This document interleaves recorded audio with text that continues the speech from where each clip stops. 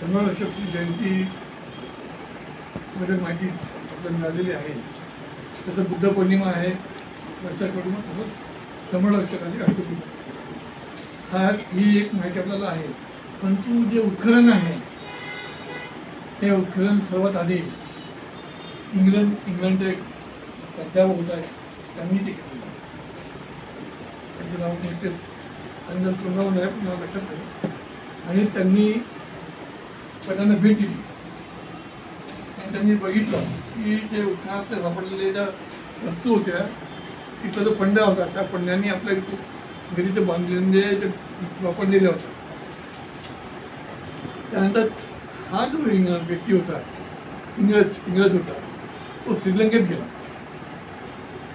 तो श्रीलंकेत गेल्यानंतर त्यांनी सांगितलं की भगवान बुद्ध समवर्षक ज्यांनी हे निर्माण केलं आहे अशोक बुद्धाचं ते बुद्धस्तूप म्हणजे बुद्धाला जे ज्ञानप्राप्ती झाली त्या ठिकाणी बोधिवृक्ष आहे ना, त्या बोधिवृक्षाचे त्यांनी 4 पाणी घेऊन गेला.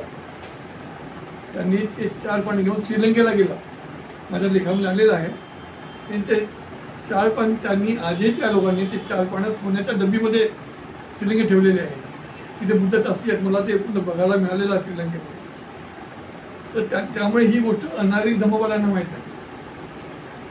तो पण जगाला माहीत नव्हती की बुद्धाची बोधिवृक्ष आहे आणि असं केलं तर माहीत. मी त्या इंग्रजा त्यांचं कनिंगहामचे यामध्ये योगदान खूप महत्त्वाचं आहे. पण कनिंगहामसोबतच अजून एका व्यक्तीने जे योगदान दिलेलं आहे. मुंबईला तो प्राध्यापक होता, पुण्याला तो राहिला.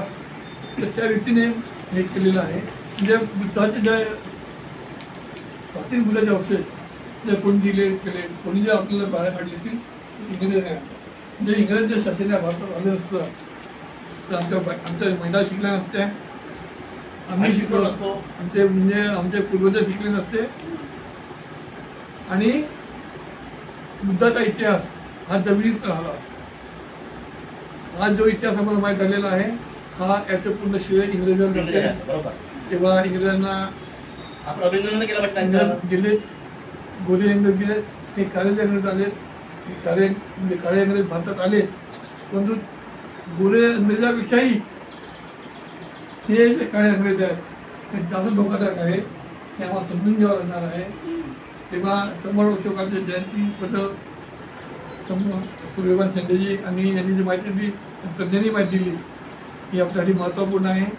आणि याचा प्रसार कारण समवर्षक जयंती अजूनपर्यंत शासनाने सुट्टी जाहीर केली नाही आहे.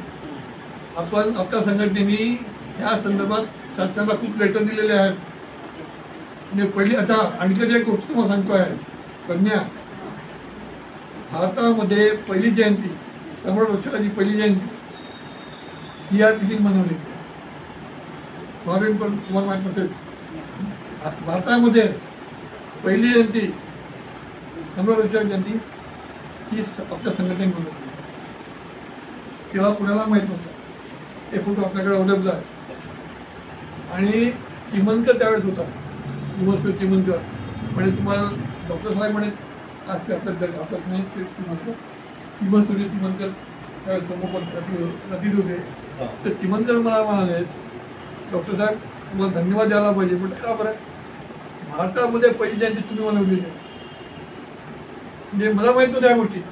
तर चिमनकर म्हणाले की भारतामध्ये पहिली जयंती समवर्षक जयंती तुम्ही मनवलेली आहे आणि श्रेय आपल्याला मिळालेलं आहे. हे आपल्यासाठी आनंदाची गोष्ट आहे. तेव्हा आपण ही जे बाबासाहेब जयंतीबद्दल आपण शासनाकडे मागणी पुन्हा करूया. आणि सुट्टी जगण्याची सुट्टी जाहीर व्हायला पाहिजे. मुद्द्याची सुट्टी असते त्याची आधी सुट्टी जाहीर व्हायला पाहिजे. आणि शासनाला जयंती मनवली गेली पाहिजे. यासाठी आपण पाठबळ करावा लागणार नाही. हे एवढं थांबतो मी